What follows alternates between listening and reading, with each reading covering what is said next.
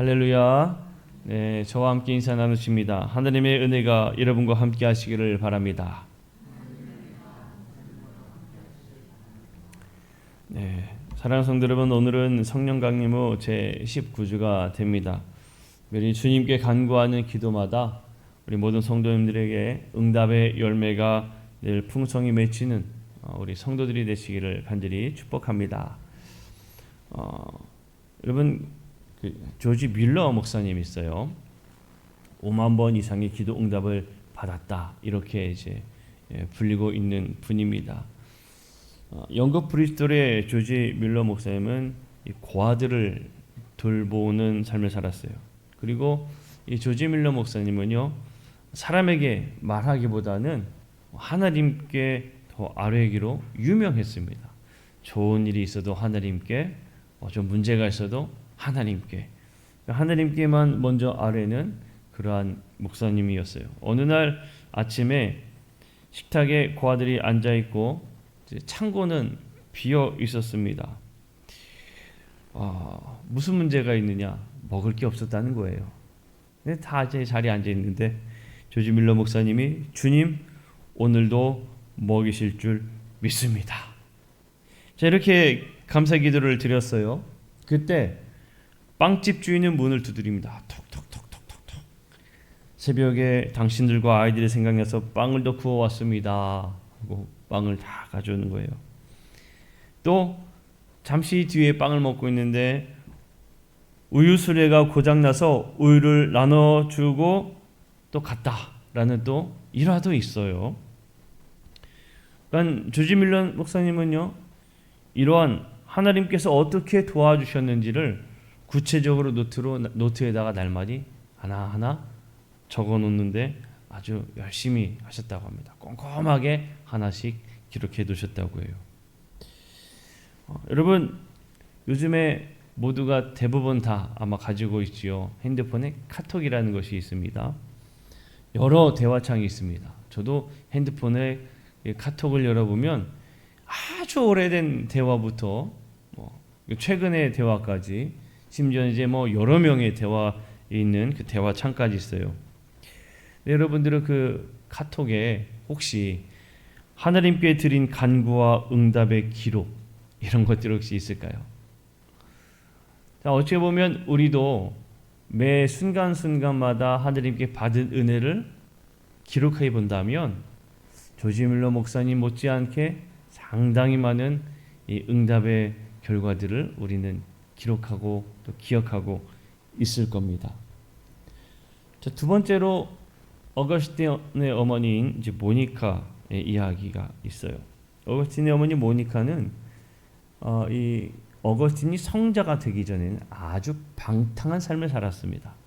이 아들을 위해서 이 어머니 모니카는 평생을 걸고 눈물로 기도했다고 해요. 네, 그때 당시에 한 주교가 모니카에게 이렇게 말을 했다고 합니다. 그 많은 눈물을 흘리는 어머니의 아들이 멸망할 리 없습니다. 어머니는 입장에서는 참 걱정되잖아요. 이거 언제 우리 아들이 철들까? 그런데 그 눈물을 흘리며 기도하는 기도는 절대로 멸망할 일 없다고 이야기를 해준 거예요. 맞아요. 그래서 그 어머니 모니카의 기도가 있어서 얼마 가지 않아 어거스틴은 회심하게 되고요, 역사 속 가장 위대한 신학자 중에 한 사람으로 이제 성장하게 됩니다. 처음의 이야기는 노트에 대한 이야기였고요, 우리 어머니의 이야기는, 어머니 모니카의 이야기는 이제 눈물의 이야기입니다. 노트, 기록한 것과 눈물, 이 본문은 우리에게 있어서 기도라는 것에 상당히 참 귀한 은혜를 우리에게 던져주는 단어들입니다. 오늘 우리는 두 본문을 보았어요. 야복의 밤에 야곱, 그리고 낙심하지 않고 계속 간구하는 과부의 비유이죠. 그 두 이야기는 기도가 무엇이고 어떻게 기도해야 하는가를 세 가지로 압축해 말해줍니다. 간절함, 끈질김, 절대적인 믿음. 이 세 단어로 우리에게 말해주고 있는데 우리가 함께 이 말씀을 나누고자 해요. 먼저 본문에 대한 이야기를 보면 첫 번째 창세기 32장의 말씀은 야복강 나루토의 이야기이지요. 형 에서를 만나기에 앞둔 야곱이 홀로 그 인생 최대 위기 앞에 있었지요. 형 에서의 축복을 다 가로채고 도망갔었기 때문에 형이 많은 장정 군사들을 이끌고 온다는 소식을 듣고 야, 난 정말 죽을지도 모르겠구나 라는 생각에 처해 있던 상황이었습니다. 자신의 재물을 보내고 그 다음에 가족들을 한 사람 하나 다 보내고 난 다음 홀로 야복 나루토에 남아있을 때 한 사람과 밤새 씨름하다 허벅지 관절이 어긋나는, 그럼에도 불구하고 손을 놓지 않는 그 기도의 이야기, 씨름하는 이야기가 있습니다. 새벽에 밝아올 때에 그는 야곱이 아닌 이스라엘이라는 이름, 하느님과 귀로 이겼다라는 뜻을 가진 이런 이스라엘이라는 새 이름과 복을 받게 됩니다. 야복 나루토의 이야기는 자기 의지의 꺾임과 하느님을 붙드는 신앙의 탄생의 자리였다라고 말할 수가 있어요. 두 번째로 누가복음 18장에 있는 말씀은 예수님께서 기도가 무엇인가에 대해서 가르쳐 주시는 비유의 말씀 중에 하나였습니다. 예수님께서는 항상 기도하고 낙심하지 말아라 라는 의미로 이 비유를 말씀해 주셨죠. 이 비유 속에 보면 한 재판장이 나타납니다. 이 재판장은 분명히 누가복음에 기록하기를 어떻게 기록하는가 하면 하나님도 두려워하지 않고 사람도 두려워하지 않는 재판장이다 라고 말하고 있어요. 그러니까 누가 와도 통하지 않는 사람, 그 사람이 이 재판장이라는 거예요. 그런데 이 비유 속에 보면 과부의 끈질김 앞에서 결국 이 재판장이 두 손을 들게 되죠. 예수님의 결론은 분명히 이거였습니다. 이 재판장, 하나님도 사람도 두려워하지 않은, 어쩌면 불의하다고 이야기할 만한 이 재판장도 그렇게 끈질기게 자신을 괴롭히는 간청에 대해 허락해 주는데, 의로우신 하나님께서는 밤낮 부르짖는 하나님의 백성들의 이 원한을 풀어주지 않겠느냐라는 거예요.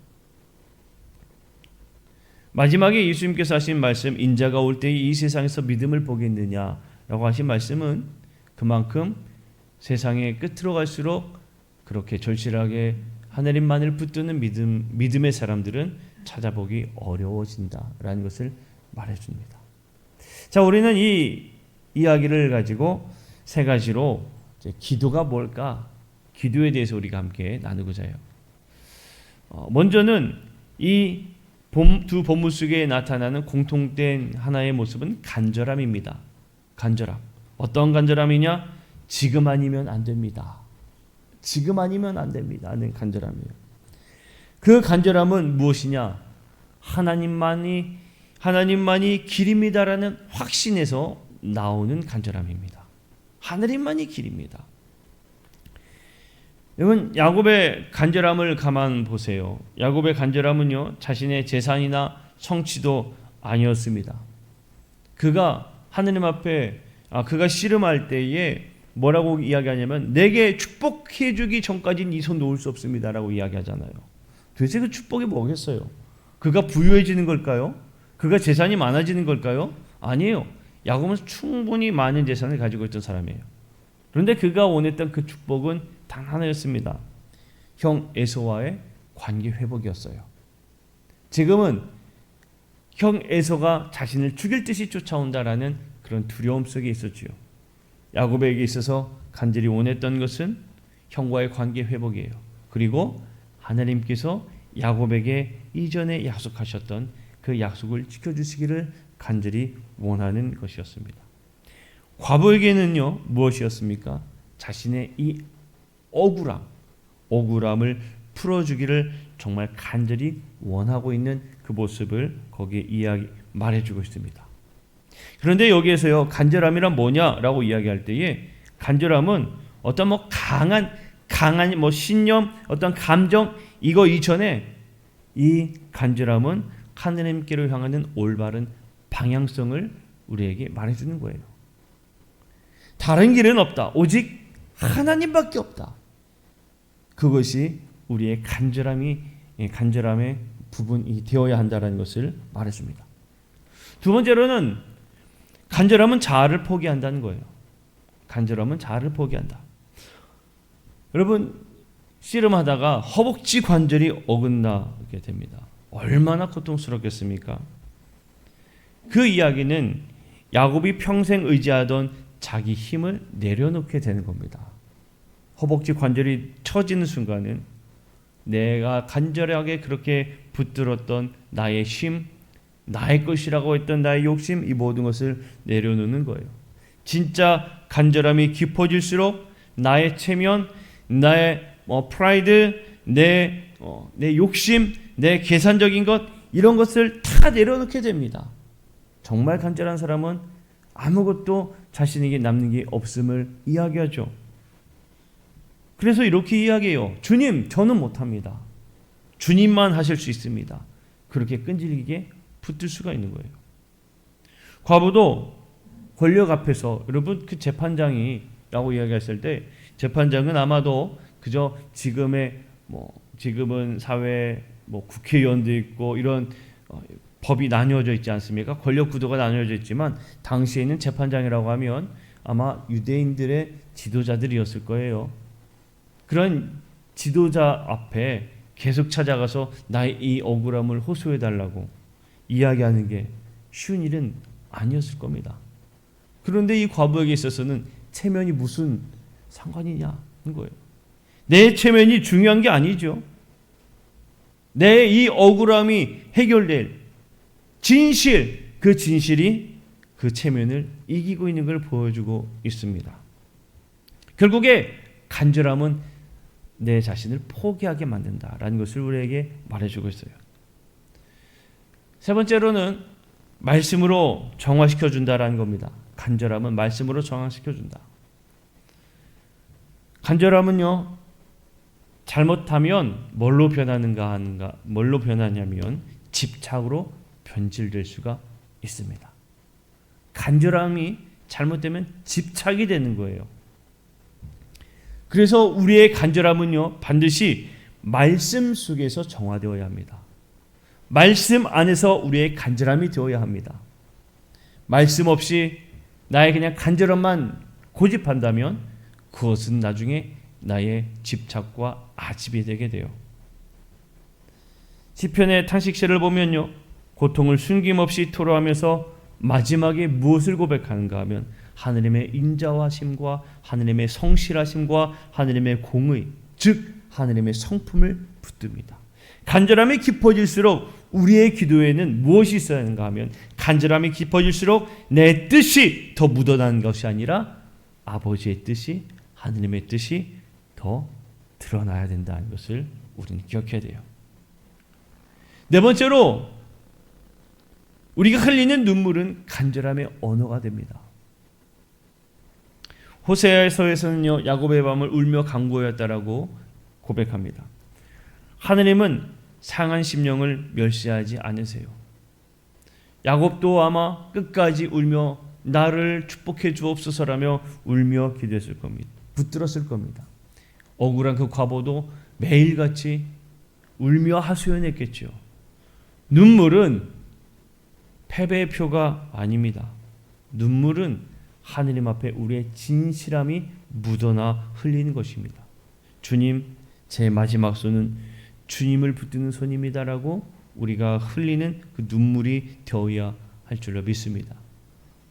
한 문장으로 간절함은 하느님의 중심성과 말씀으로 정화된 방향성을 우리에게 말하고 있어요. 야곱의 간절함은 그 이름을 새 이름으로 이끌어 주었고, 과부의 간절함은 불의한 재판장도 움직이게 하는 놀라운 역사로 드러나게 된다는 겁니다. 자, 기도의 두 번째는 무엇이냐? 끈질김이에요. 두 본문 속에 나타나는 두 번째는 끈질김.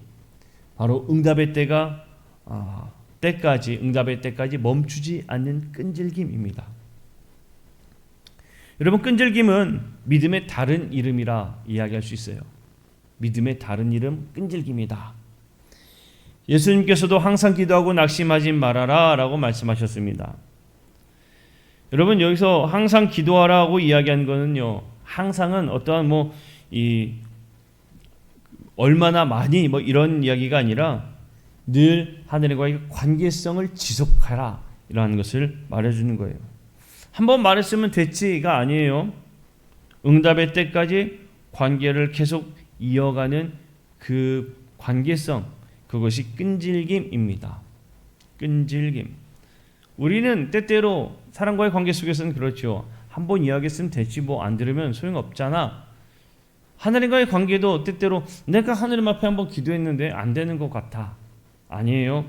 끈질김의 다른 이름은 나는 오로지 하나님만 믿습니다라는 그 믿음의 다른 이름이기 때문에 계속적으로 하나님과의 그 관계를 지속할 수 있어야 되는 겁니다.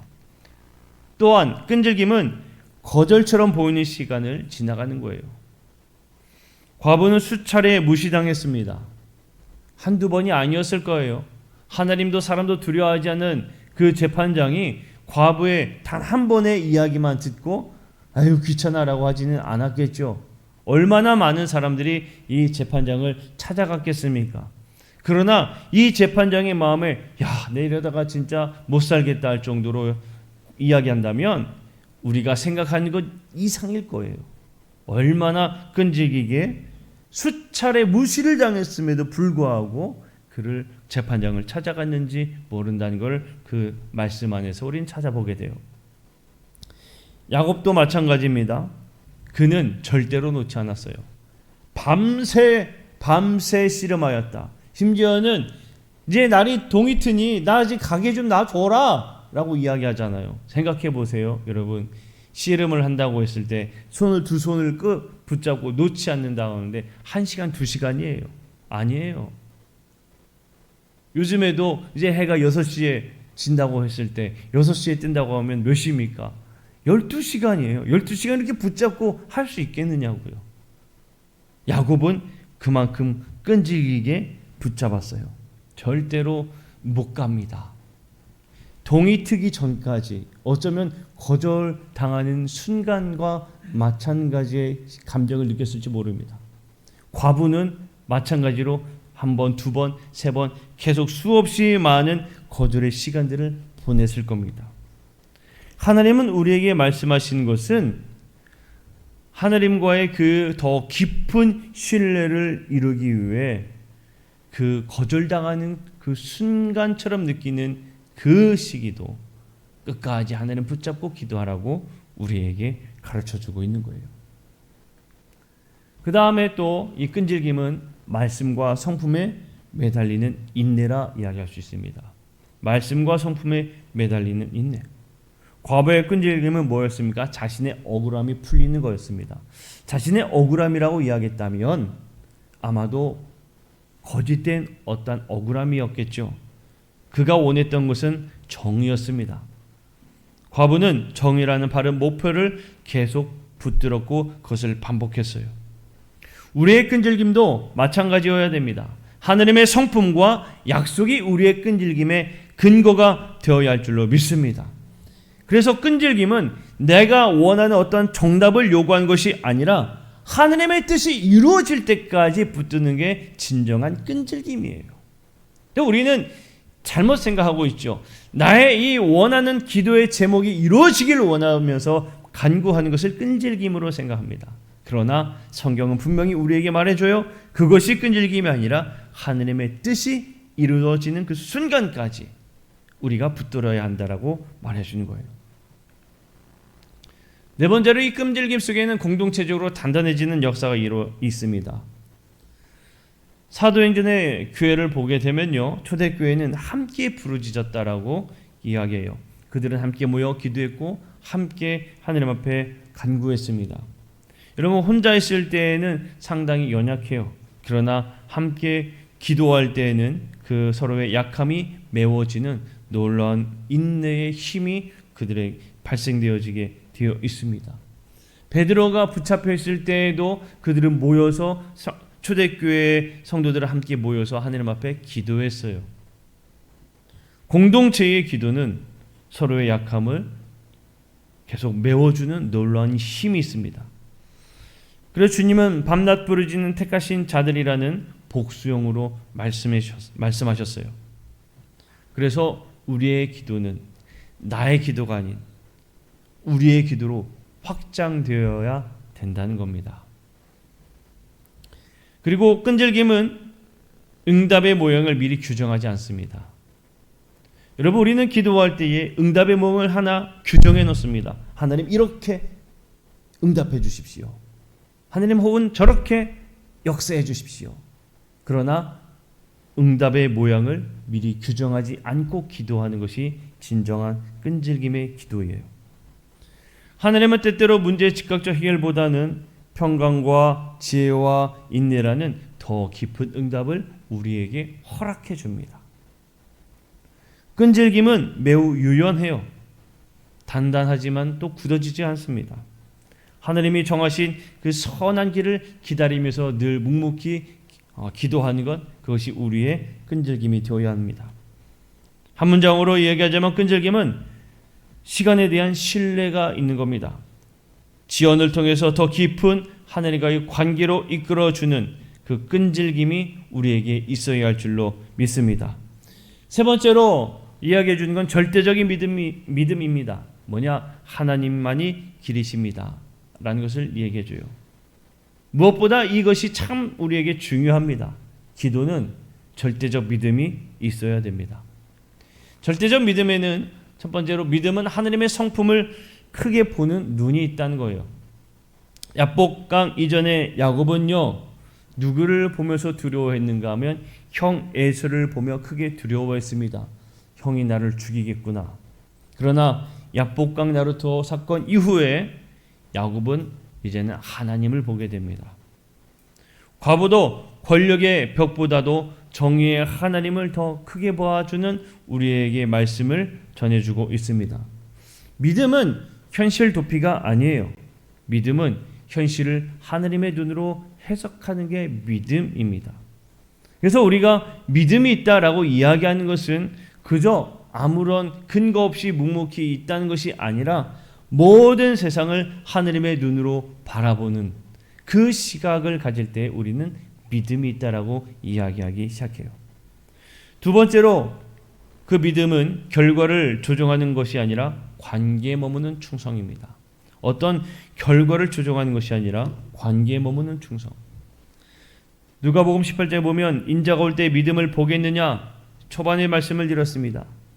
처음에는 믿음이 있습니다라며 하나님과의 그 관계를 이야기하고 끝까지 붙드는 사람들의 모습이 있습니다. 그런데 그 관계가 계속 지속될 수 있도록 붙드는, 한없이 하나님만이 우리의 길입니다라고 붙드는 그 믿음이 있는 사람들은 말세에 얼마나 되겠느냐라고 말해주는 거예요.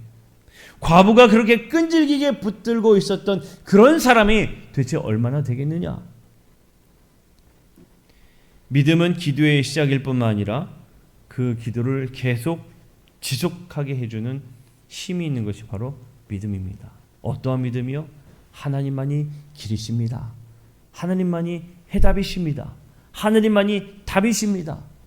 그렇게 붙드는 믿음이 있을 때에 우리는 하나님과의 그 관계에 계속적으로 머무를 수가 있습니다. 그리고 믿음은요, 새로운 이름과 새 걸음을 낳게 만들어줍니다. 야곱이 이스라엘이 되었죠. 그 순간은 그가 믿음이 있었기 때문에 가능했던 겁니다. 그러나 그가 절뚝거리는 삶이 되었을 때에 그에게 다가온 건 남은 건 뭘까요? 절뚝거리만 남았을까요? 아니에요. 그에게 남은 것은 하나님의 그 놀라운 축복이 그에게 인생에 남았습니다. 그의 이름을 바꿔준 것은 그의 인생이 예전과 다른 새 인생으로의 삶을 하나님께서는 허락해 주신 것이에요. 그전에는 야곱의 욕심, 그전에는 야곱의 생각하는 그 모든 야곱 마음대로 살았던 인생이었다면 이제는 그가 새 이름을 받음으로 인하여서 예전에 내 욕심으로 내가 생각했던 대로의 삶이 아니라 하느님이 붙드는 대로의 삶, 하느님이 새롭게 만들어주신 그 새 삶을 살아가는 것을 이야기해주고 있는 겁니다. 그렇기 때문에 이 야곱의 상처는 치욕의 상처가 아닙니다. 야곱의 상처는 그저 부끄러운 상처가 아니에요. 그러면 야곱의 상처는 뭐였을까요? 바로 은혜의 표시가 되는 겁니다. 하나님께서 나에게 이렇게 은혜를 베푸셨구나. 믿음의 확신은 우리에게 있어서 십자가와 부활에서 찾아야 됩니다. 우리한 불의한 재판장과 대비되는 의로우신 재판장이신 하느님을 알고 있고 또 믿습니다. 그 확실한 근거가 어디에 있습니까? 바로 십자가예요. 조금 더 구체적으로 예수 그리스도입니다. 가장 불의해 보였던 순간, 성경 속에서 찾아보라면 아마 예수님의 처형되는 순간이라 이야기할 수 있을 겁니다. 아무런 죄가 없는 예수님이 십자가형에 처해진 것, 가장 불의해 보이는 순간이었어요. 그러나 예수님은 그 순간을 지나 부활의 영광으로 거짓된 것은 진실 앞에 다 무너지게 됨을 분명히 보여주고 있는 겁니다. 그렇기 때문에 우리는 예수 그리스도를 붙잡는 그 믿음으로 우리가 살아가야 될 줄로 믿습니다. 믿음은요, 마지막으로 어떤 응답을 갈망하기보다는 하나님을 더 갈망하는 것이 되어야 한다는 거예요. 어떤 응답보다는 하나님을 더 갈망해야 됩니다. 야곱은 그가 축복을 얻었을 뿐만 아니라 하나님의 얼굴을 만나는 놀라운 은혜를 경험하게 됩니다. 과부의 비유 속에 이야기되고 강조하고 있는 것은 무엇이냐? 바로 하나님과의 그 관계를 예수님은 말해주고 있는 겁니다. 믿음은 무엇을 받았느냐? 이것을 말하는 것이 아니라 믿음은 지금 누구와 함께 있느냐? 이것을 말해주는 거예요. 그러니 우리는 믿음을 이야기할 때에 너 응답을 받아서 야 믿음이 좋구나가 아니라 나는 하나님을 믿습니다라고 하나님을 더 원하는 그러한 우리의 고백이 되어야 할 줄로 믿습니다.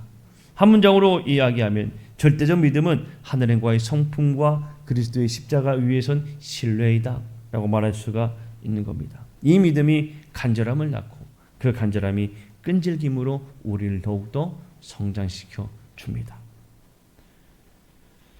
자, 말씀을 정리하고자 합니다. 사랑하는 성도 여러분, 야복의 밤은 패배의 밤이 아니었습니다. 새롭게 탄생되는 순간이었습니다. 야곱은 자기 힘을 잃었지만 하느님의 이름을 얻었습니다. 과부는 세상의 권력을 두려워하지 않았습니다. 그녀의 간절함은 끈질김이 되었고 그 뿌리는 절대적 믿음이었습니다. 결코 놓지 않는 손, 그것이 매우 중요하다는 것을 우리에게 말해줍니다. 그래서 우리는 기도할 때 반드시 이러한 고백이 필요합니다. 주님, 상황이 아니라 주님의 성품을 붙들게 하여 주옵소서. 주님, 지연처럼 보이는 이 시간 속에서도 낙심하지 않기를 원합니다. 주님, 응답 자체를 요구하기보다는 나는 더 주님을 사랑합니다 라고 고백하는 우리의 고백이 되어야 할 줄로 믿습니다. 우리가 함께 처음에 나누었던 조지 밀러 목사의 노트와 모니카의 눈물처럼 밀러의 노트처럼 기억된 신실하심을 간직하는, 그리고 모니카의 눈물처럼 포기하지 않는 사랑으로 주님을 붙드는 우리 성도들이 되시기를 간절히 축복합니다. 그리하여 오늘의 이 말씀 속에서 나타나고 있는 하느님은 살아 역사하신다는 것을 경험하는 성도들의 삶이 되시기를 주님의 이름으로 간절히 축복합니다. 우리 함께 찬양, 오늘 집을 나서기 전 기도했나요? 우리 찬양하고 1분간만 하나님, 내가 정말 끈질기게 또 오직 하느님을 신뢰함으로 오직 주님을 바라며 기도하는 삶을 살게 하여 주옵소서. 우리 함께 1분간 찬양하고 결단하며 기도하도록 하겠습니다.